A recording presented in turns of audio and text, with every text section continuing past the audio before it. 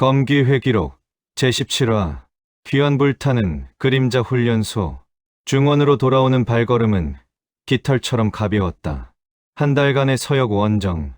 우리는 죽음의 사막 타클라마칸을 건넜고 전설 속의 기계 괴물들을 때려잡았으며 마침내 천하제 일검을 만들 재료인 만년한철을 손에 넣었다.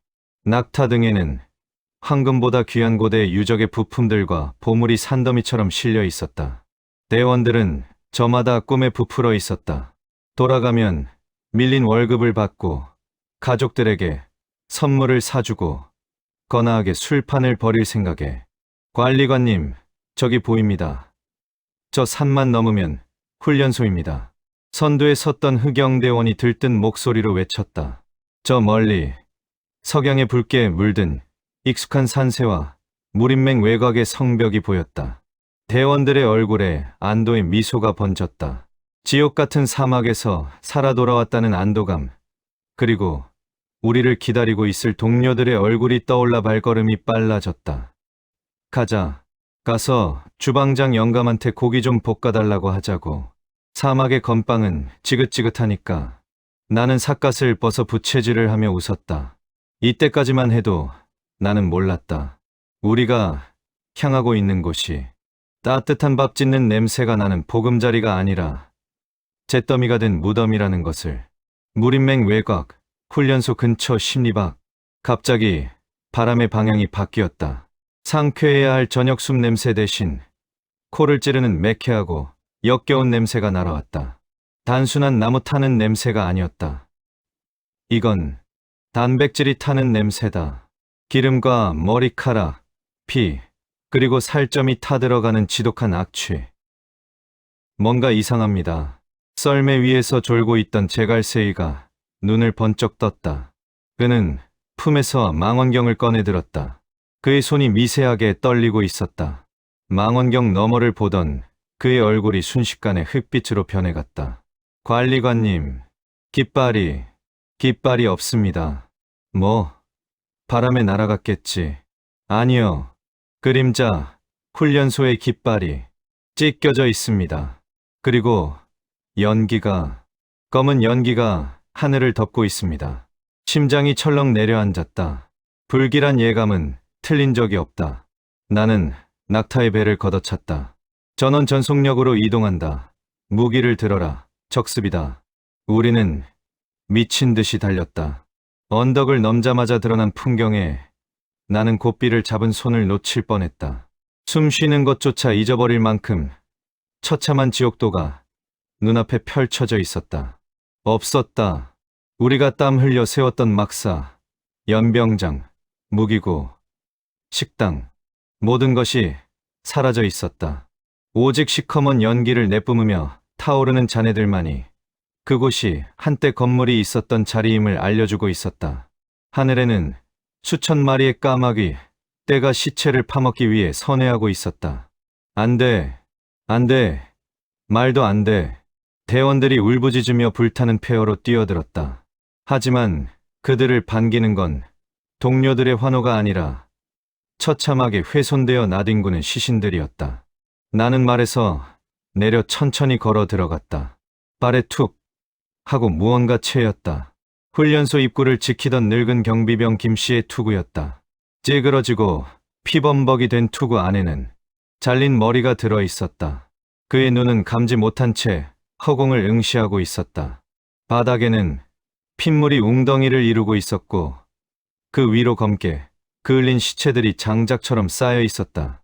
우리가 사막으로 떠날 때 훈련소에 남겨두었던 인원은 약 30명. 부상자, 노약자, 그리고 병참을 담당하던 비전투원들이었다. 그들은 싸울 힘이 없는 우리를 지원해주던 가족 같은 사람들이었다. 그런데 이 짐승만도 못한 새끼들. 나는 시체 하나를 확인하고 이를 갈았다. 단순히 죽인 게 아니었다. 손가락이 모두 잘려 있었고 눈이 파여 있었으며 온몸에 고문의 흔적이 역력했다. 명백한 화풀이. 우리가 없으니 힘없는 잔류 병력들을 잔인하게 고문하고 학살하며 즐긴 것이다. 이 방식, 낯이 익다. 깔끔하게 급소를 찌르는 살수의 방식이 아니라 고통을 즐기며 천천히 죽이는 오만하고 잔혹한 명문가민 맨자의 방식. 관리관님, 여기 좀 보십시오. 으흐흐. 연병장 중앙 국기계양대 앞에서 철등이 주저앉아 통곡하고 있었다. 나는 그곳으로 달려갔다. 계양대에는 우리의 그림자 깃발 대신 끔찍한 것이 매달려 있었다. 사람의 머리. 훈련소 살림을 도맡아 하던, 내게 늘 따뜻한 밥을 지어주며 총각, 밥심으로 사는 거야 라고 웃던 주방장 할아버지였다. 그의 잘린 머리가 긴 창에 꽂혀 있었고 그 아래에는 피로 쓴 글씨가 적힌 하얀 천이 펄럭이고 있었다. 그리고 그 옆에는 두 개의 선명한 인장이 찍혀 있었다. 하나는 푸른 구름 문양, 남궁새가 난공시자. 다른 하나는 붉은 태양 문양, 모용새가 무렁시자. 역시 남궁역. 그리고 모용배. 이 위선자 놈들이 손을 잡았구나. 내가 없는 틈을 타서 빈집을 털고 힘없는 내 사람들을 학살했구나. 이것이 너희가 말하는 강호의 도리냐? 이것이 정파의 협의샤이냐? 우와, 엄마, 눈 좀 떠봐요. 한대원이 불타는 막사자네 속에서 어머니의 시신을 안고 오열했다. 그 옆에서 다른 대원은 동생의 잘린 팔을 찾으며 미친 사람처럼 흙을 파헤치고 있었다. 지옥. 이곳은 더 이상 훈련소가 아니었다. 원한과 슬픔, 그리고 타담한 살 냄새가 뒤엉킨 생지옥이었다. 내 안에서 무언가가 툭 하고 끊어지는 소리가 들렸다. 이성은 사라졌다. 뜨거운 분노가 아니라 심장을 얼려버릴 듯한 차가운 사례가 전신을 지배했다. 우웅. 내 등 뒤의 흑철이 미친 듯이 진동했다. 이번엔 배가 고파서가 아니었다. 주인의 극도에 달한 분노에 공명공맹하여 검 스스로가 검붉은 살기를 내뿜고 있었다. 죽여. 다 죽여. 씨를 말려버려. 영혼까지 씹어 먹자. 그래. 나는 주방장의 감지 않은 눈을 피 묻은 손바닥으로 쓸어 감겨주었다. 그리고 흑철을 바닥에 쾅 꽂았다. 한 놈도 살려두지 않겠다. 그들의 피로 이 불을 끄겠다. 살아있는 자가 있는지 찾아라. 시체라도 수습해. 뼈 조각 하나라도 남기지 마라. 내 명령의 대원들이 눈물을 닦고 움직이기 시작했다. 세휘는 휠체어를 타고 잿더미 사이를 돌아다녔다. 그는 울지 않았다. 다만 남궁새가의 인장이 찍힌 화살촉을 주워들고 깨진 안경 너머로 싸늘한 눈빛을 보낼 뿐이었다. 그의 눈빛은 이미 수십 가지의 복수 시나리오를 계산하고 있었다. 어떻게 하면 가장 고통스럽게, 가장 잔혹하게 가문을 멸망시킬 수 있을지. 여기 사람이 있다. 당소소의 다급한 외침이 들렸다. 나는 바람처럼 그곳으로 달려갔다. 무너진 무기고 구석, 반쯤 녹아내린 쇠 상자 뒤에 피투성이가 된 채 숨어있는 작은 아이가 있었다. 훈련소의 막내, 15살 심부름꾼 동이었다. 아이는 한쪽 팔이 부러지고 온몸에 화상을 입은 채 덜덜 떨고 있었다. 피부가 새까맣게 타버려 알아보기 힘들 정도였다. 관리관님. 아이가 인기척을 느끼고 흐릿한 눈을 떴다. 그의 눈동자에는 아직도 공포가 가득했다. 죄송해요. 지키지 못했어요. 놈들이 너무 많아서 형들이 다 죽었어요. 나는 아이를 조심스럽게 안아들었다. 가벼웠다. 너무나 가벼웠다. 아니다. 내 잘못이 아니다. 내가 지킨 거다. 누가 그랬지? 대장의 얼굴을 봤느냐? 파란 옷 입은 사람들, 그리고 하얀 옷 입은 여자, 모용새가의 소가주, 모용인가. 경매장에서 만났던 그 얼음 같은 녀석이 직접 군대를 이끌고 온 건가? 그 여자가 다 죽이라고 했어요. 쓰레기는 깨끗하게 치워야 한다고. 그리고 웃었어요.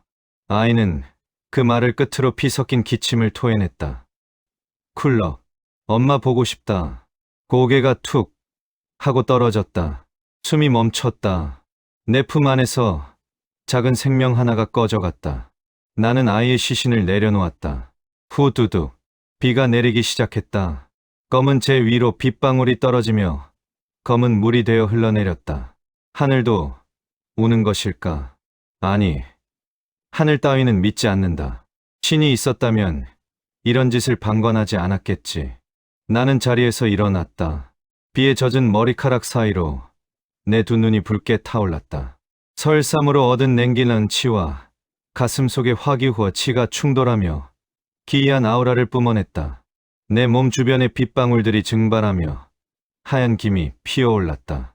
허공에 붉은 글자가 떠올랐다. 검이 반응하고 있다. 단순히 피를 먹는 것을 넘어 주인의 감정을 동력으로 삼아 진화하려 하고 있었다. 주인, 울지 마. 내가 먹어줄게. 놈들의 뼈와 살을 씹고 영혼까지 찢어줄게. 흑철의 목소리가 뚜렷하게 들렸다. 마치 어린아이가 위로하듯. 그러나 그 내용은 악마처럼 잔혹하게. 세휘, 내가 나직이 불렀다. 네, 놈들이 어디로 갔을까? 세휘가 바닥에 말발굽 자국을 가리켰다. 북쪽입니다. 남궁세가의 본가가 있는 천안티안안 방향. 아마 승전보를 울리며 잔치를 벌이러 갔겠죠. 놈들은 우리가 사막에서 죽었거나 늦게 돌아올 거라고 생각했을 겁니다. 잔치라. 흥겨운 잔치겠군. 나는 흑철을 하늘 높이 들어 올렸다. 내공을 쏟아붓자 검에서 검붉은 검기가 폭발하듯 솟구쳐 비구름을 갈랐다. 콰르릉. 천둥 소리가 내 분노를 대신했다. 좋아. 그 잔치판 내가 엎어주마. 상다리가 아니라 놈들의 목을 부러뜨려서 나는 흑영대원들을 집합시켰다. 50명. 사막에서 살아남은 정예들.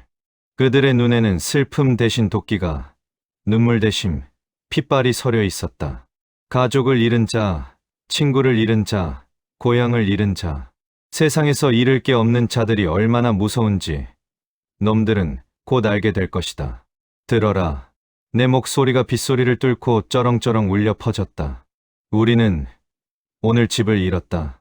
가족을 잃었다. 놈들은 우리를 밟으면 꿈틀하다 죽는 지렁이로 알았겠지. 쓰레기라고 비웃었겠지.